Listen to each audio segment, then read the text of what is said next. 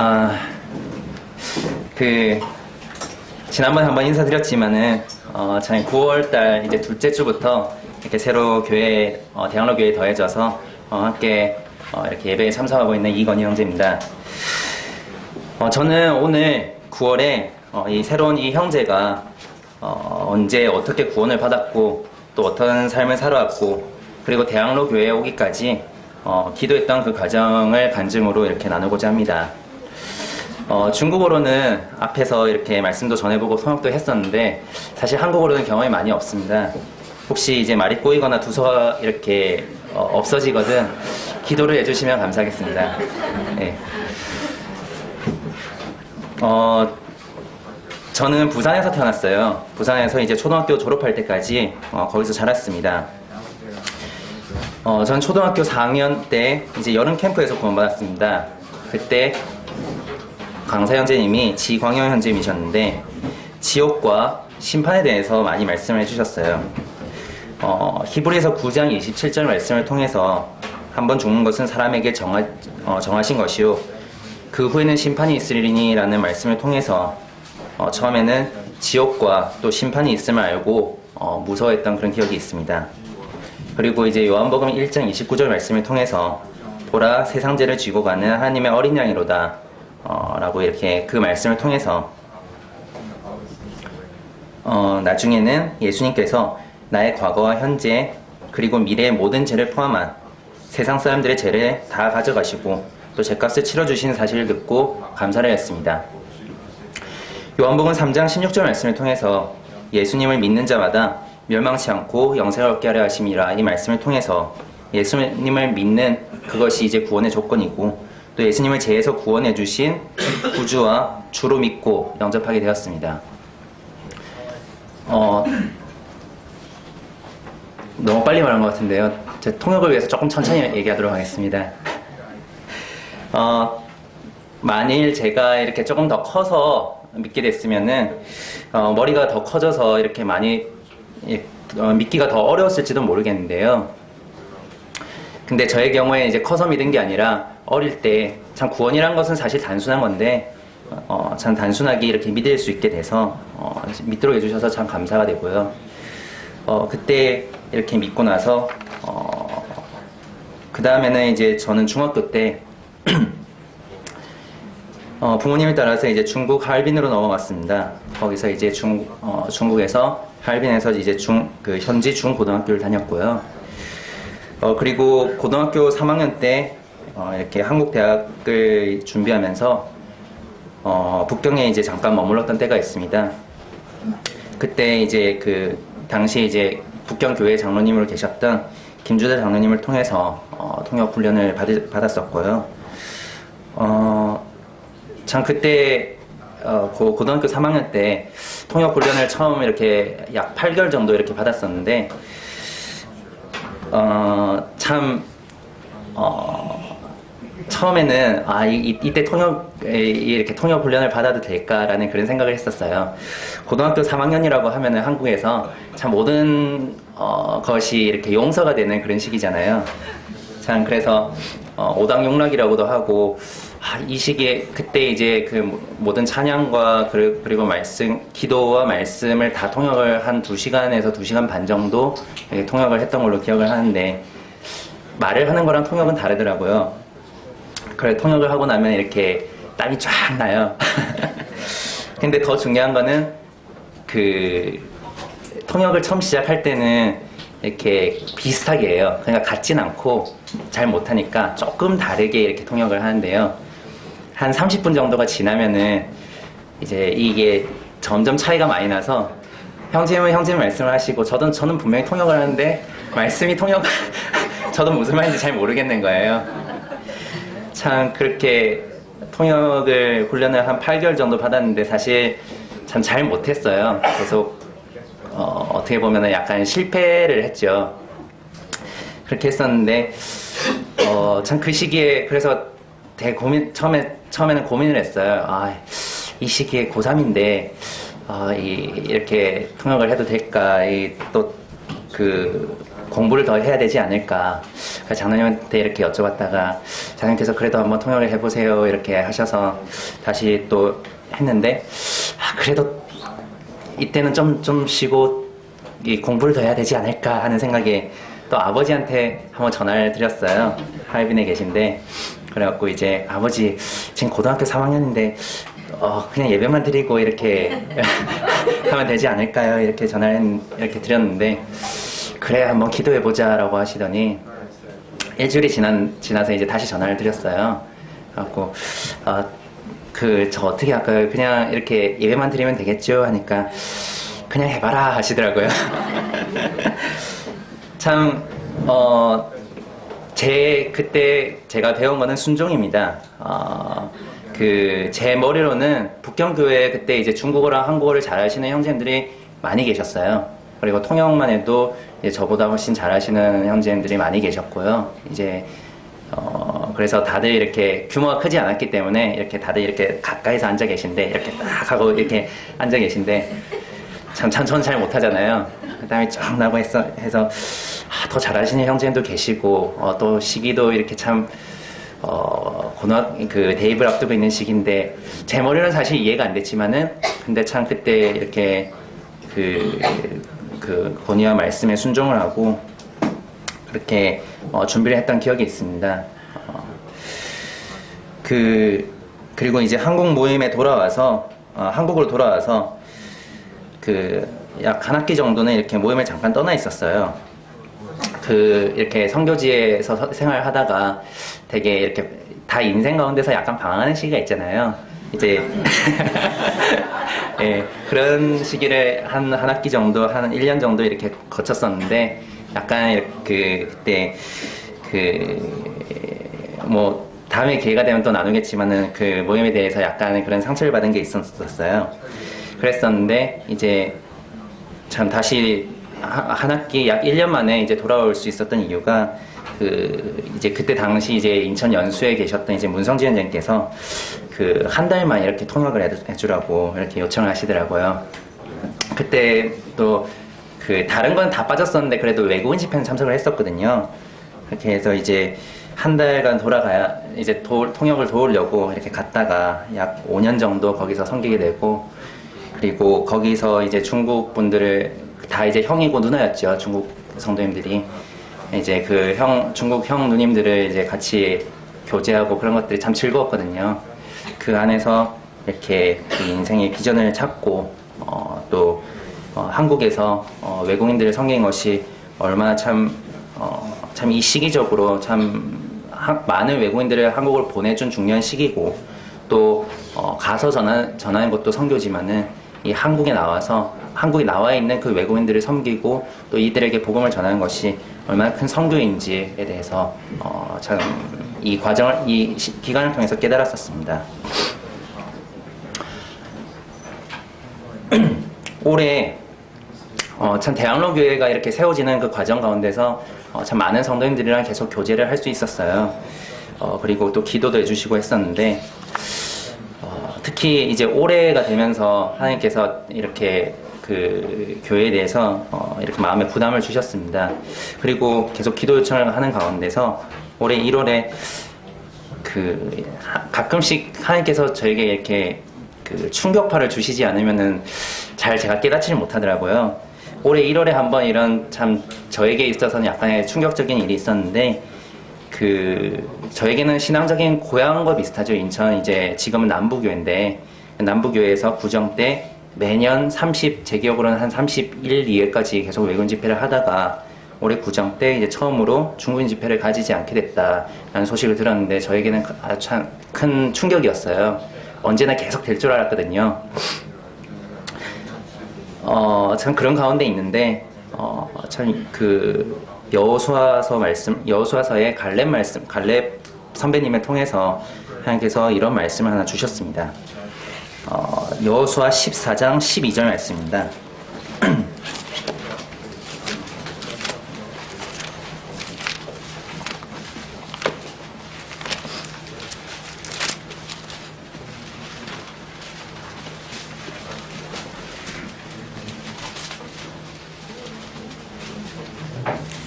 여호수아서 14장 12절 말씀입니다.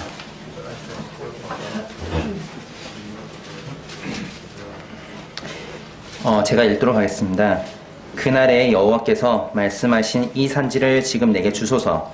당신도 그날에 들으셨거니와 그곳에는 아낙 사람이 있고 그 성읍들은 크고 견고할지라도 여호와께서 나와 함께 계시면 내가 여호와께서 말씀하신 대로 그들을 쫓아내리이다 하니, 제가 결혼하고 나서 이제 계속 가지고 있었던 생각들이 여러 가지 주변 환경을 봤을 때 지금 상황에도 외국인들을 섬기는 것이 맞는 것일까라는 그런 고민들을 하고 있었어요.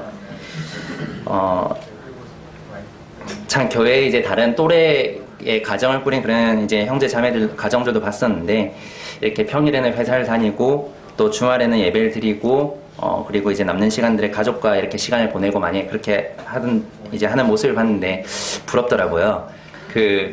실질적으로 섬기려고 하면은 실질적으로 많은 시간을 써야 됩니다. 그래서 근데 이제 그런 가족들이랑, 저 같은 경우도 저희 아버지께서 어릴 때부터 사역을 하시고 또 선교를 하셨기 때문에 제가 자녀로서 있으면서 가장 아쉬웠던 부분이 참 가족여행이나 가족들의 시간을 못 보내봤어요. 그게 참 아쉽더라고요. 그래서 이제 저는 가장이 되면은 이렇게 가정에 참 더 이렇게 우선순위를 둬야지라고 생각을 많이 했었거든요. 근데 이제는 조금 아버지가 조금 이해가 돼요. 네, 그 시간이 한정적이기 때문에 그거를 결국은 우선순위대로 이렇게 사용을 할 수밖에 없더라고요. 그래서 참 제 자신에 대해서 하나님 앞에서 계속 핑계를 대고 있었어요. 전 주변 상황을 봤을 때 저희 자매는 이제 임신을 하고 있었고, 이제 내년 1월쯤에 쌍둥이 아들들이 태어납니다. 그리고 이제 회사 생활을 한 지는 이제 3년 차가 돼서 처음에는 아무것도 몰라서 일이 그렇게 많지 않았어요. 그랬는데 이제 3년 차가 되니까 이제 담당하는 업무들은 계속 늘어나고 이제 조금씩 인정도 받기도 하고, 그러다 보니까 이제 퇴근 시간은 점점 늦어지고 가끔은 주말에도 출근하고요. 네, 그렇게 되니까 이제 남는 시간에는 이렇게 가족들이랑 보내거나 아니면 좀 쉬거나 이렇게 아무 생각 안 하고 쉬거나 그러고 싶은 생각들이 실질적으로 좀 생기더라고요. 그래서 하나님, 이때는 조금 이렇게 쉬고 이렇게 해야 되지 않을까라는 생각을 하고 있을 때 여호수아서 14장 12절 말씀을 통해서 참 한번 말씀을 해주셨는데요. 이 말씀 가운데서 저에게 이렇게 마음에 주셨던 부분은 여호와께서 나와 함께 하시면이라는 그 부분이었어요. 갈렙이 여호수아에게 지금 방금 읽은 말씀을 한 때가 85세 때인데요. 다윗이 70세까지 살았던 것을 감안한다면 갈렙은 이미 굉장히 연세가 많으신 할아버지였고, 또 주변 말씀을 읽어보면 헤브론 성읍은 굉장히 크고 또 견고했으며, 또 그곳에 사는 사람들은 14장 15절 말씀을 보면은 아낙 사람들 중에서도 가장 큰 사람이라는 그런 표현들이 있더라고요. 전 제가 이렇게 참 주변 상황을 봤을 때는 제 주변 상황이 이렇게 헤브론 성읍처럼 크고 견고해서 지금 하고 있던 일들도 잠깐 내려놓으면 안 될까라고 생각을 했었는데, 참 갈렙 할아버지께서는 가장 중요한 것은 그런 85세라는 나이도 아니고, 그리고 아낙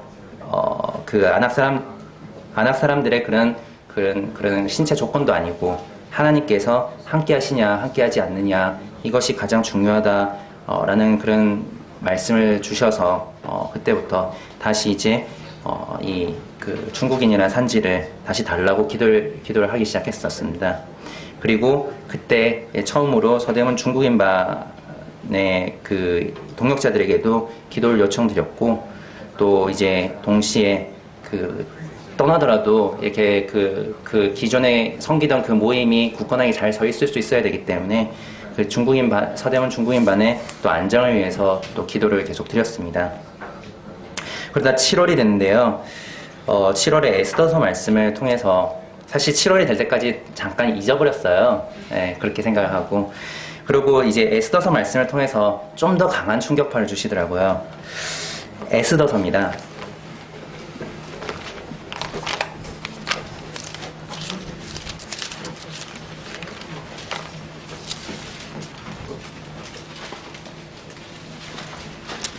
에스더 4장 14절 말씀입니다.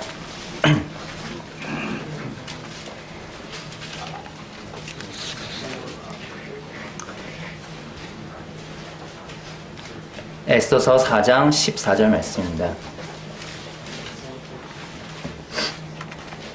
제가 읽도록 하겠습니다. 이때에 내가 만일 잠잠하여 말이 없으면 유다인은 다른 데로 말미암아 노임과 구원을 얻으려니와 너와 내 아버지 집은 멸망하리라. 내가 왕후의 자리를 얻은 것이 이때를 위함이 아닌지 누가 알겠느냐 하니 라는 말씀을 주시더라고요. 저는 이 말씀이 그 1월달에 읽었던 말씀보다 더 이렇게 세게 느껴졌어요. 저는 이 말씀 가운데서 그 이때를 위함이라는 이 말씀이 되게 이렇게 마음에 들어오더라고요. 계속 망설이고 있었는데, 하나님께서 너를 어릴 때 중국에서 자라게 하시고, 또 중국어를 배우게 하시고, 또 중국인들을 사랑하는 마음을 주신 것이 이런 일을 위함이 아니냐라고 이렇게 말씀하신 것 같았습니다. 그리고 제가 설령 가지 않더라도 구원받기로 예정된 영혼은 분명히 구원을 받을 것이고 복음이 전파될 것이지만은 중요한 것은 그 자리에 제가 함께 하지 못할 것이다. 제가 가지 않으면 함께 하지 못할 것이다라는 그런 경고의 말씀으로 저는 받아들였고, 이 말씀을 읽고 나서 이제 그 서대문교회 중국인반 일꾼 모임에서 다시 한번 기도 요청을 드렸습니다. 그리고 장로 형제들에게도 기도와 교제 요청을 드렸고요. 그렇게 하고 해서 8월 말에 이제 중국인반에서 마지막 인사를 드리고 9월 둘째 주부터 이제 대학로교회로 이렇게 참석하게 되었습니다. 참 이 자리를 빌어서 참 성도님들께 감사드리고 싶은 거는 참 이렇게 저희 가정을 위해서 많이 기도해 주시고 또 참 반갑게 맞아주셔서 참 감사를 드립니다. 참 이번 이렇게 오게 되기까지 지금까지는 계속 이제 그런 아버지의 아들로서 또 그런 가족의 일원으로서 아버지가 받은 말씀을 잘 순종하는 그러면 되는 시기였지만은 이제 결혼을 해서 가장이 되어서는 제가 하나님께 말씀을 바로 받고 또 제대로 서서 그 말씀을 분별해서 결정을 해서 가정을 이끌어 나가야 되더라고요. 참 그런 경험을 이제 이렇게 조금씩 해 나가는 그런 시기였는데, 참 말씀을 어떻게 그렇게 봐야 될지, 또 참 여호수아의 말씀을 보고 나서도 망설일 때 하나님께서 다시 말씀해 주시고, 이런 과정을 통해서 참 비록 시간은 걸렸지만은 그 시간 동안 참 이렇게 기도하고 말씀을 분별하고 결정하는 것을 참 배울 수 있는 그런 시기여서 참 감사가 됩니다. 계속적으로 저희 가정은 3가지 비전을 가지고 있습니다. 첫째는 국내에 있는 외국인들에게 복음을 전하는 것이고, 둘째는 선교사 자녀들이 선교지와 한국에서 잘 적응할 수 있도록 돕는 것입니다. 그리고 세 번째는 한국 교회에서 선교사들의 현실적인 필요를 잘 도울 수 있도록 그런 돕는 역할을 하고 싶습니다. 그 중에서 이렇게 첫 번째 비전이 가장 큰 거고, 또 그 비전 가운데서 또 이렇게 대학로 교회로까지 이렇게 오지 않았나 싶습니다. 마지막으로 이 말씀을 읽고 간증을 마치려고 합니다. 로마서 14장 말씀입니다.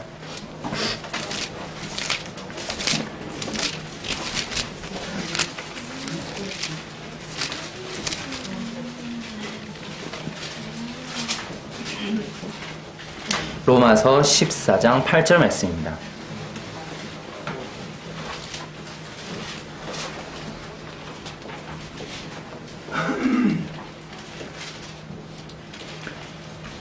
제가 읽도록 하겠습니다. 우리가 살아도 주를 위하여 살고 죽어도 주를 위하여 죽나니 그러므로 사나 죽으나 우리가 주의 것이로다. 참 요즘 이 세상에서는 한국의 학교에서 그리고 세상에서는 내 자신을 중심으로 생각하고 또 내 자신을 위주로 생활을 하고 그런 인본주의적인 교육 가운데서 저희는 살아가고 있습니다. 참 내 생각과 또 내 주장이 난무한 그런 세상 가운데 살아갈 때 하나님께서는 저에게 자신의 피값으로 저를 샀기 때문에 저에 대한 주재권이 그분한테 있다고 말씀을 하십니다. 가정에 대해서도 고민이 되고 또 회사에 대해서도 고민이 있지만은 하지만은 하루하루에 대해서 제 자신에 대한 주재권을 참 내려놓기가 때론 쉽지 않을 때가 있습니다. 하지만 내 안에 내가 죽고 하나님께서 제 주인이 되셔서 계속 살아갈 수 있기를 희망합니다. 이상입니다.